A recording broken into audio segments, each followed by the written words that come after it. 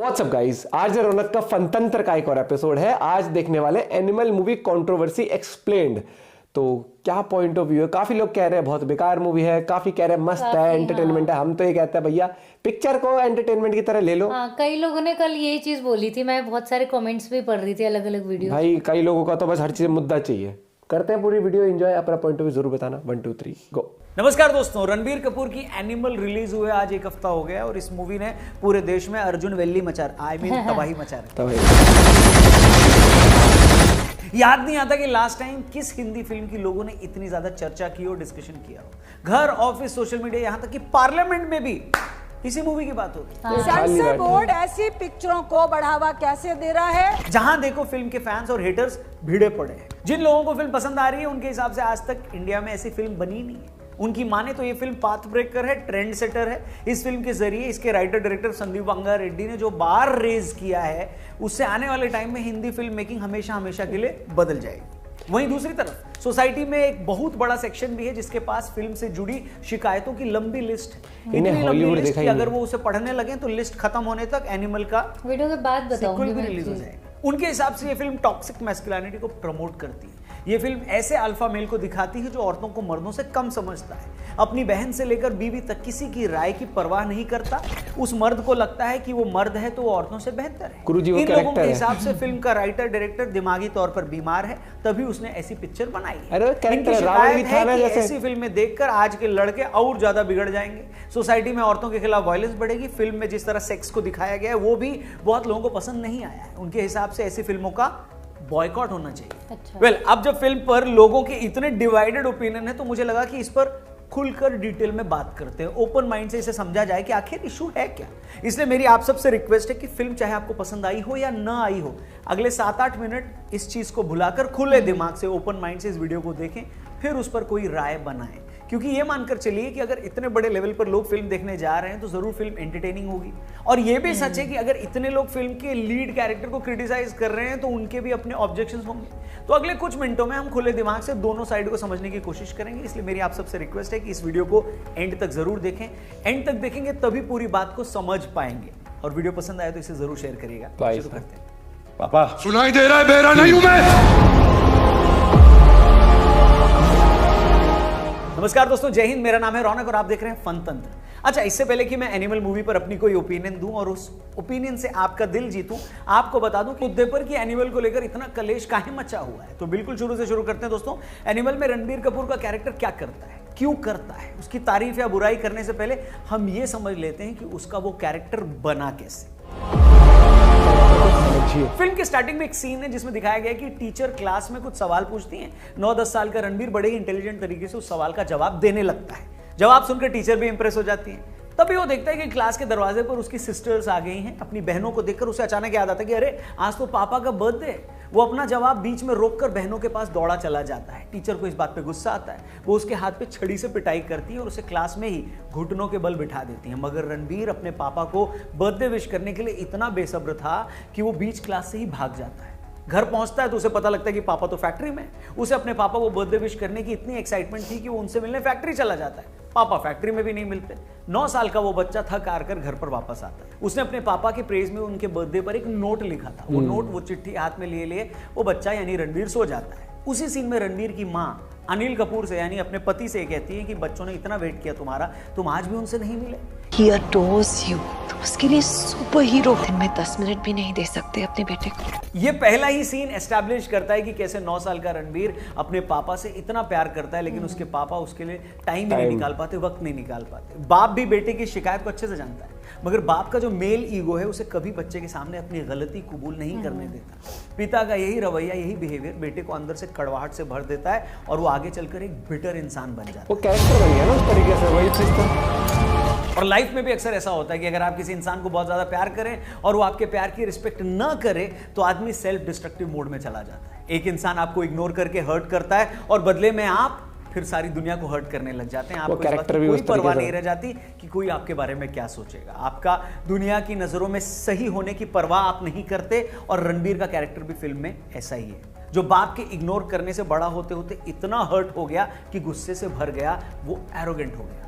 वो अपनी basic animal instinct को काबू करना छोड़ देता है। अपने बिहेवियर में वो पॉलिटिकली करेक्ट होने की कोशिश नहीं करता। वो अपनी मर्दवादी सोच को छिपाने या दबाने की भी कोशिश नहीं करता। वो अपनी बीवी के मुंह पर कह देता है कि मैंने किसी और से सेक्स किया तो क्या हुआ, मगर तुम मत कर लेना, मेरे मरने के बाद तुम किसी से शादी भी मत करना। उसे लगता है कि उसकी बहन को अपनी नहीं बल्कि उसकी पसंद से लड़के से शादी करनी चाहिए थी। उसे गुस्सा आता है और वो भरे फंक्शन में सबके सामने अपने जीजा की बेइज्जती कर देता है। वेल, जो लोग इस बात पर ऑब्जेक्ट कर रहे हैं कि रणबीर ने ऐसा क्यों किया, वैसा क्यों किया, वो अपनी बीवी से ऐसे कैसे बात कर सकता है, अगर वो एक बार रणबीर के कैरेक्टर को समझ लेना कि तो वो जो बचपन कर से रहा है कैसे, वो भी उन्हें समझ में आ जाएगा। इसलिए मेरा मानना है कि इस फिल्म को आप कोई सोशल कमेंट्री मत मानिए। इस फिल्म को ऐसे मत देखिए कि कैरेक्टर फिल्म है वायलेंस वो। को जस्टिफाई कर रही है, मूवी मेल शॉविनिज्म को प्रमोट कर रही है। फिल्म एक ऐसे इमोशनली डिस्टर्ब कैरेक्टर की कहानी है जो सनकी हो गया है, समझना जो ही नहीं चाहते लोग। अनप्रेडिक्टेबल है, जो सेल्फ डिस्ट्रक्टिव मोड में पहुंच चुका है, जो मरने की कगार पर पहुंचने के बाद भी सिगरेट पीना नहीं छोड़ता। अब जिन भी लोगों को रणबीर के कैरेक्टर की बातों से प्रॉब्लम है, अगर वो उस कैरेक्टर को समझ लेंगे तो अपने आप उनको समझ में आ जाएगा कि भाई इस तरह का आदमी तो यही सब न करेगा। इसलिए फिल्म देखते वक्त आप उस कैरेक्टर को देखिए, न कि ये मानकर चलिए कि बड़े आम पर्दे पर कोई आदमी। समाज सुधारक आ गया है जिसे अपनी हरकतों से राष्ट्र के नाम संदेश देना है। Come on. सही बात है। अभी भी आंखें नहीं खुलेंगी अच्छा, जो लोगों लोग की। ये कह रहे हैं ना कि मूवी में रणबीर का कैरेक्टर औरतों के खिलाफ है, मैं उनसे भी टोटली अग्री नहीं करता हूं। क्यों? आपको याद होगा मूवी का एक सीन जब रणबीर की बीवी के पेरेंट्स उसके घर आते हैं और उन्हें यह लगता है कि कहीं रणबीर उनकी बेटी को परेशान तो नहीं कर रहा है। उसकी वाइफ यानी रश्मिका रणबीर को डिफेंड करते हुए क्या कहती है कि उससे ज्यादा प्यार मुझे दुनिया में कोई कर ही नहीं सकता। 7 सालों तक वही मेरा दोस्त भी था, मेरी माँ भी, मेरा बाप भी। प्रेगनेंसी में उसी ने मेरी उल्टियां तक साफ की हैं और कभी चूं तक नहीं की। यही रणबीर का कैरेक्टर अपने बॉडीगार्ड्स को दूसरी लड़कियों के साथ देखकर भड़क भी जाता है। वो खुद अपनी वाइफ के लिए लॉयल है और चाहता है कि दूसरे भी रहें, मगर फिर जब वो इंजर्ड हो जाता है, फिर से सनक जाता है, तो एक ऐसी लड़की यानी जोया से रिलेशन बना लेता है, मगर जल्दी उसे गलती रियलाइज होती है और बीवी के सामने कन्फेस भी कर देता है। यही रणबीर कैरेक्टर, उनका कैरेक्टर अपनी बहन को छेड़ने वाले लड़कों को मारने के लिए गन लेकर कॉलेज भी चला जाता है। अगर वो सच में मेल शॉविनिस्ट कैरेक्टर होता तो कभी बीवी से कमिटमेंट की बात नहीं करता। दूसरों को अय्याशी करता देख उन्हें टोकता बिल्कुल नहीं। बहन को छेड़ने वालों को धमकाने के बजाय वो अपनी बहन से कहता कि लड़कियों को पढ़ने की क्या जरूरत है, कॉलेज क्यों जाती है, वहां जाओगी तो ये सब तो होगा ही। इसलिए ये कहना है कि रणबीर का कैरेक्टर औरतों की इज्जत नहीं करता या उन्हें वैल्यू नहीं देता, ये गलत है। वो अपने बिहेवियर में इनकंसिस्टेंट है। इसका मतलब ये नहीं कि औरतों का दुश्मन है, लेकिन रणबीर का यही इनकंसिस्टेंट और अनप्रेडिक्टेबल कैरेक्टर आपको एंटरटेन कर रहा है, और कर रहा है तो प्रॉब्लम क्या है? तुम एंटरटेनमेंट लंबे ही बालों है। में भी अच्छे लगते हो। I'll grow it again, पापा। भैया सिनेमा का मतलब ही एंटरटेनमेंट होता है। समझ अगर मैं नहीं आपको ना, ऐसी बेवकूफ मूवी भरे दिखाऊं हुए जिसमें धरती पे। मैसेज तो बड़ा हो लेकिन वो एंटरटेनिंग ना हो तो क्या आप देखने जाओगे क्या? 3 घंटे लगाकर अगर आपको कोई मैसेज ही लेना है तो आप YouTube पर जाकर किसी मोटिवेशनल वीडियो देख लो। सिनेमा आप देखने जाते ही इसलिए हो क्योंकि आपको एंटरटेन होना है, और ये फिल्म 100% एंटरटेन करती है। बिल्कुल मैं वादा करती है। करता हूं वही चीज है। अपने हाथ से गला काटूंगा उसका। इसलिए जो लोग बार बार रणबीर के कैरेक्टर की मोरालिटी जज कर रहे हैं, मैं उनसे भी अग्री नहीं हूं। अरे भैया सिनेमा का काम है आपको अलग अलग कहानियां दिखाना, अलग अलग कैरेक्टर कहानियां दिखाना। आपको ऐसा क्यों लगता है कि हीरो या मेन कैरेक्टर हमेशा सर्वगुण संपन्न ही होना चाहिए?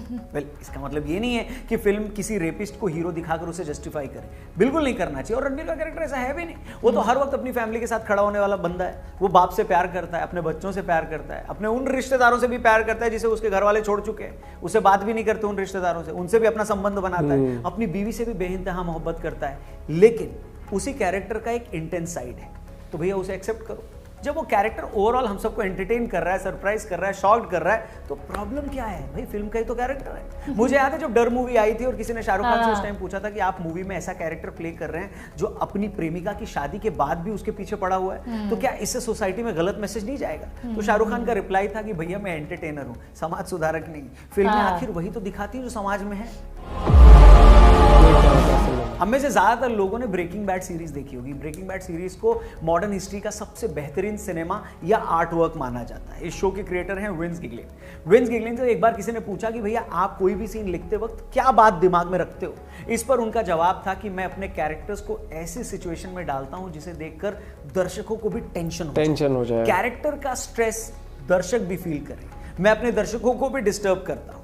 अब ये कहने में कोई हर्ज नहीं है कि एनिमल देखते वक्त मुझे थ्रू आउट गिलिगन का वो फॉर्मूला दिखाई दिया। फिल्म के राइटर डायरेक्टर संदीप रेड्डी वांगा आपको लगातार डिस्टर्ब करते हैं। वो अपने कैरेक्टर से ऐसी रॉ बातें बुलवाते हैं कि आप सोचने लगते हैं कि यार कोई इतना ब्लंट कैसे हो सकता है। जैसे एक सीन में रणबीर की वाइफ उसे सेड्यूस करने के लिए नाइटी पहनकर आती है, जिसे देखकर रणबीर कहता है ये सब क्या है, तुम्हारी किस सहेली ने तुम्हें आइडिया दिया है? मुझे टर्न ऑन करने के लिए ये सब करना नहीं है तुम्हें, तुम बस चुटकी बजाओगी और मैं रेडी हो जाऊंगा। या एक और सीन जिसमें रणबीर की डॉक्टर उससे पूछती है कि तुम्हारी सेक्स लाइफ कैसी है, और वो पलट कर उस वक्त चिढ़ा हुआ बैठा होता है, पलट कर उसी लेडी डॉक्टर से पूछता है कि पहले तुम बताओ तुम्हारी सेक्स लाइफ कैसी है। ऐसे एक नहीं कई सारे सीन्स हैं जो आपको सरप्राइज करते हैं, हंसाते हैं, एम्बैरेस भी करते हैं, मगर वो सारे सीन रणबीर के कैरेक्टर से बाहर नहीं है, और यही फिल्म की स्ट्रेंथ है।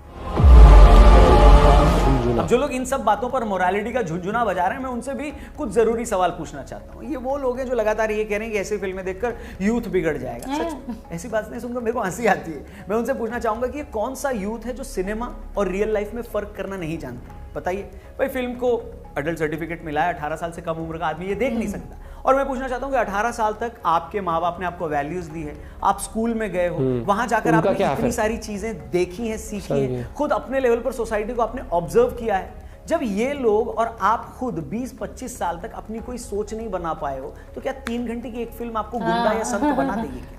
फिल्मों में अगर इतनी ही ताकत होती है तो लगे रहो मुन्ना भाई को देखकर क्या पूरा देश गांधीगिरी पर उतर आया क्या? हेलो, आपसे पूछ रहा हूँ। ऐसा होता तो हर जगह आपको वायलेंट प्रोटेस्ट नहीं दिखते। अगर फिल्में समाज को बदलने वाली होती तो लगे रहो मुन्ना भाई तो अब तक देश का कैरेक्टर ही बदल देना चाहिए, जो कि नहीं बदला। और जिस समाज के बिगड़ने का डर आपको सता रहा है, आइए उसकी रियलिटी भी चेक कर लेते हैं। फैक्ट ये है कि भारत में 70% से ज्यादा औरतें डोमेस्टिक वायलेंस का शिकार होती हैं। महिलाओं के खिलाफ होने वाले क्राइम में हम दुनिया में सबसे आगे। क्या ये सारी अचीवमेंट्स हमने एनिमल आने के बाद हासिल किए क्या ये पिछले एक हफ्ते का फिगर है? बिल्कुल नहीं, ये आंकड़े सालों पुराने हैं। हमें समझना होगा कि सोसाइटी में हर तरह के लोग होते हैं। फिल्में भी चूंकि सोसाइटी के इन्हीं लोगों पर ही बनती हैं, तो वही लोग और कैरेक्टर आपको फिल्म में भी दिखाई देंगे।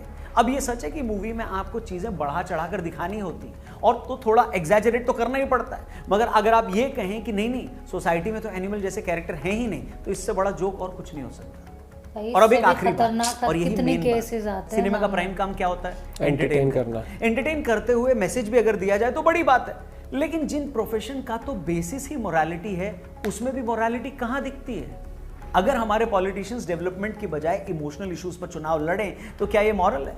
अगर हॉस्पिटल्स इलाज की बजाय सिर्फ मरीजों से पैसे लूटने पर फोकस्ड हो, तो क्या ये प्रोफेशन से गद्दारी नहीं है क्या? हेलो, अगर स्कूल कॉलेजेस पढ़ाई से ज्यादा माँ बाप को अलग अलग खर्चों के नाम पर लूटने पर ध्यान दें, तो क्या ये बेईमानी नहीं है? क्या ये पाप नहीं है? और अगर ये सब पाप है, तो नैतिकता का और मोरालिटी का सारा बोझ, सारा जिम्मा क्या एक फिल्म मेकर ही उठाएगा क्या? वो भी वो फिल्म मेकर जिसका बुनियादी काम वैसे भी नैतिक संदेश देना नहीं है, एंटरटेन करना। और आज के टाइम में जो कंटेंट के नाम पर इतना कूड़ा कचरा ऑलरेडी पड़ा हुआ है और वहीं पर हमको कोई एंटरटेन कर रहा है, तो क्या वो कम है? वैसे भी ये देखने वाले पे डिपेंड करता है कि वो फिल्म में देखना क्या चाह रहा है। कुछ लोगों को मूवी में टॉक्सिक मैस्कुलिनिटी दिखी, कुछ लोगों को वायलेंस दिखी। मुझे फिल्म में एक बेटे का बाप के लिए प्यार दिखा। एज अ फादर फिल्म को देखकर मैंने खुद से भी ये सवाल किया कि मैं भी कहीं ऐसा फादर तो नहीं है जो अपने बच्चे को प्रॉपर टाइम नहीं दे रहा। मैं जानता हूं कि मैं देता हूं, मगर फिल्म देखकर एक बार तो हमने खुद से ये सवाल पूछा ही होगा, हर एक पिता ने। मेरे लिए फिल्म में बाप बेटे का रिलेशन, बाप के प्यार को तरस रहे बेटे का दर्द ही उसका असली मैसेज है, उसकी असली सीख है। बाकी मेरा मानना है कि मोटे तौर पर फिल्में मॉरल या इमोरल नहीं बल्कि अच्छी या बुरी होती हैं। उस लिहाज से एनिमल एक वेल मेड फिल्म है जिसमें रणबीर की एक्टिंग शानदार है, फिल्म का स्क्रीन प्ले बढ़िया है, डायलॉग्स अच्छे हैं, बैकग्राउंड म्यूजिक तो फैंटास्टिक, एक नंबर, सबसे बढ़िया बीजीएम ही है। फिल्म में कुछ कमियां भी हैं मगर वो माफ की जा सकती है। इसलिए मेरा मानना है कि फिल्म को मॉरल या इमोरल की बहस में पड़े बिना देखिए।